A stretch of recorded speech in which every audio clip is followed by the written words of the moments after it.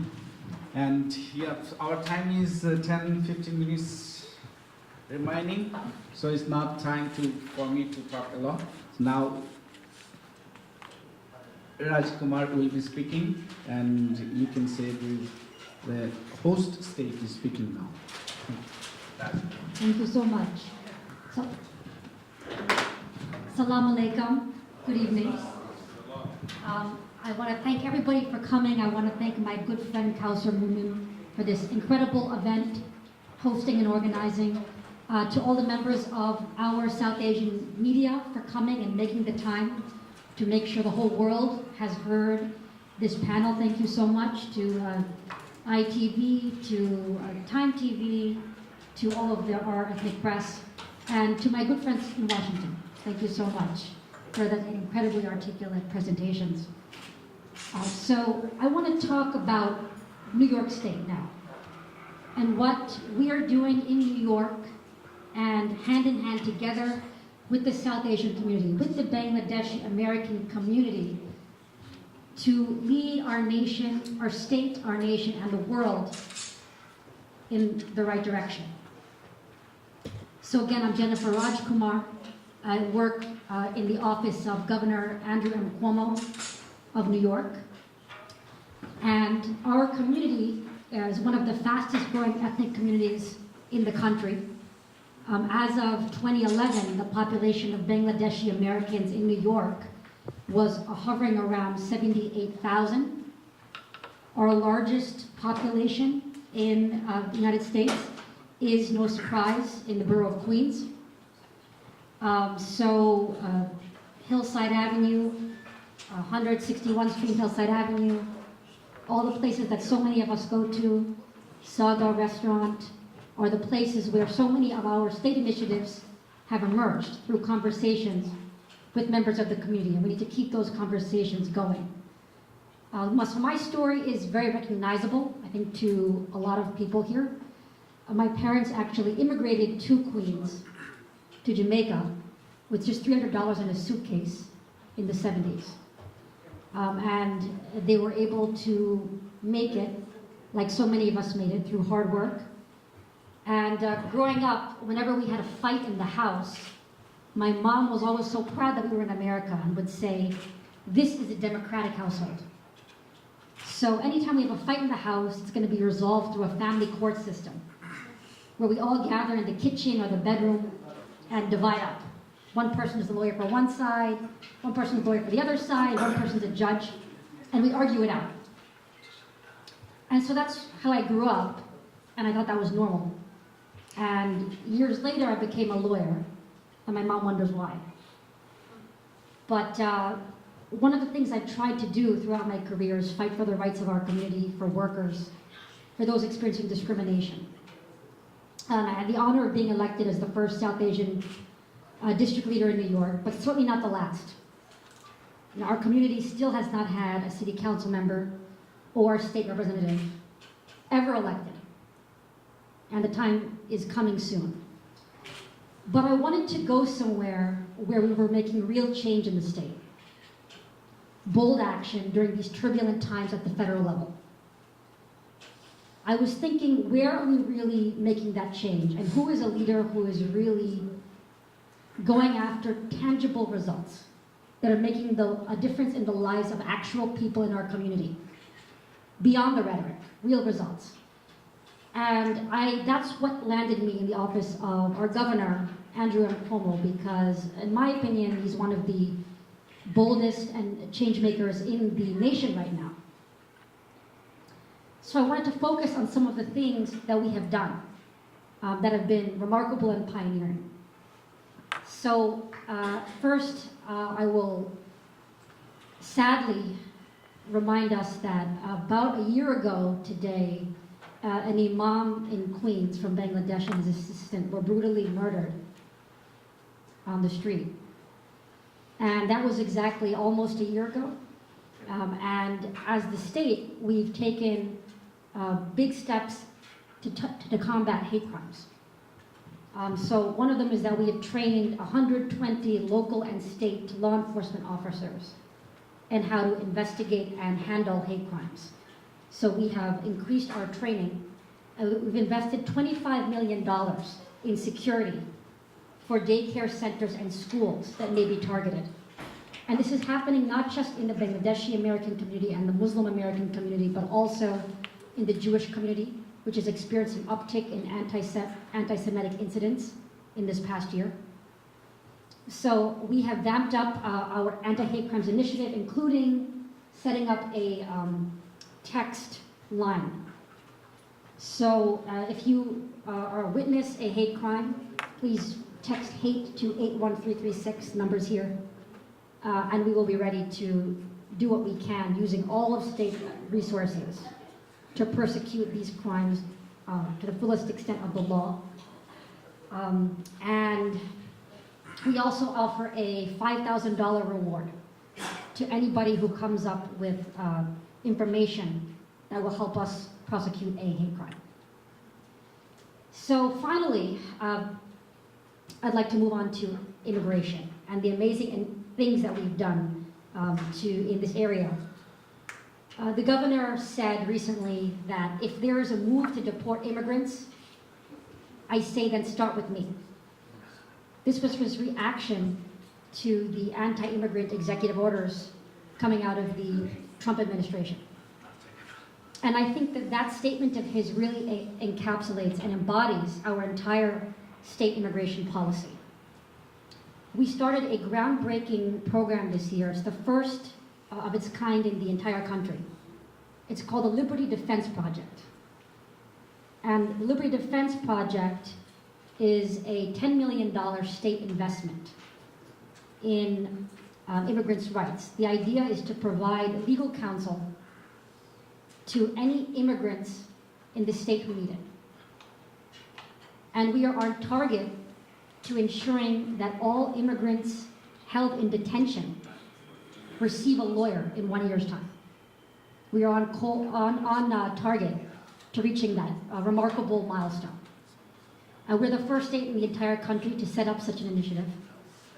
We also handle asylum claims, those who flee their countries and throw themselves upon our soil asking for refuge. We provide lawyers in asylum.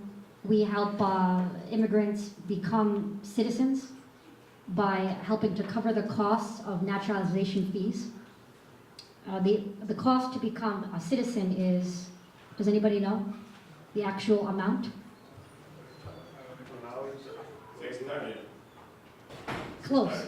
Yes, it's actually around $700 now. And that is a huge financial obstacle for many families. So we cover the costs of some of those naturalization applications as well. We are partners with many bar associations. We are partners with the Muslim Bar Association, the South Asia Bar Association are close partners of ours. We have amassed a group of over 150 legal advocacy organizations and lawyers and law firms all across the state to fight for immigrants' rights. And we've set up a hotline that runs 7 days a week until 8 p.m. every day. And it operates in 200 languages. 200 languages, including Bengali.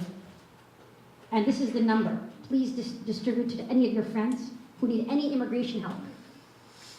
Because what often happens is a family is caught in a tricky immigration legal situation, whether it's an ICE encounter, an encounter with federal law enforcement, dealing with immigration, or whether it is a member of the family has been detained. And they simply do not know who to turn to. And all they have to do to get the process started and to access state resources, all the person has to do, wherever they are, anywhere in the corner of New York State, is to just dial this number, 1-800-566-7636.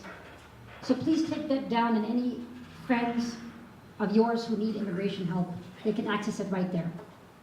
This is an entryway into top legal help in the state. Along with this, we have also started a groundbreaking program this year in education. So we're the first state in the nation to now offer affordable college to all middle-class families through the governor's Excelsior program. And what it does is it offers free college tuition completely free at all 2- and 4-year public universities, that's SUNY and CUNY, throughout the state. To qualify, an individual or a family has to make $125,000 or less. And that means that 84% of families in New York City are going to be eligible for this. That's 84% of families that have college-age kids.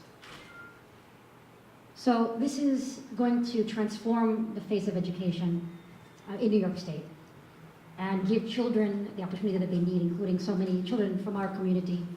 And we hope that this will become a nationwide program also in due time. Also, just last week, we've been actively responding to the Trump administration and what they've been handing down on immigration. Just last week, the governor issued his own executive order. That executive order prohibits any law enforcement officers in the state for inquiring about immigration status. And in fact, any state agency from inquiring about immigration status. So we are here every step of the way fighting back. And I know that, especially for our community right now, it's easy to feel targeted. But something that I like to do is think about the periods of dissent throughout history whenever there have been exclusionary times. Like, we've had exclusionary leaders before. In fact, it comes as a shock to many people that the US Congress actually formally barred Chinese individuals from entering our nation. Formally. It was called the Chinese Exclusion Act. All Chinese individuals were barred from entering the country until about 1926. In fact, Chinese individuals were even deported under this law. But even during those times, there was one legislator in Congress. His name was George Hoare. One man who said, I cannot vote for this because it violates my conscience. There have always been dissenters throughout our history. That is why I personally am so proud to be working for Governor Andrew Cuomo, because he is so starkly drawing a contrast between himself and our president, and he is showing us what real, true leadership is. So I hope that everybody stays hopeful. And finally, I'd like to end on a poem. This is one of my favorite poems that it helps me through these turbulent times. And I hope you enjoy it, but first, this is my information also. So you can reach me directly here. You can text this number to reach me. I'm always here for members of our community. Our office has become remarkably diverse in so many ways. So many members of our community, young members of our community, are joining the administration. So this poem was found by Mother Teresa. She used to keep this poem. It was one of her favorite poems. People are often unreasonable, irrational, and self-centered. Forgive them anyway. If you are kind, people may accuse you of selfish, ulterior motives. Be kind anyway. If you are successful, you will win some unfaithful friends and some genuine enemies. Succeed anyway. If you are honest and sincere, people may deceive you. Be honest and sincere anyway. What you spend years creating, others could destroy overnight. Create anyway. If you find serenity and happiness, some may be jealous. Be happy anyway. The good you do today will often be forgotten. Do good anyway. Give the best you have, and it will never be enough. Give your best anyway. In the final analysis, It is between you and your God. It was never between you and them anyway. Thank you so much.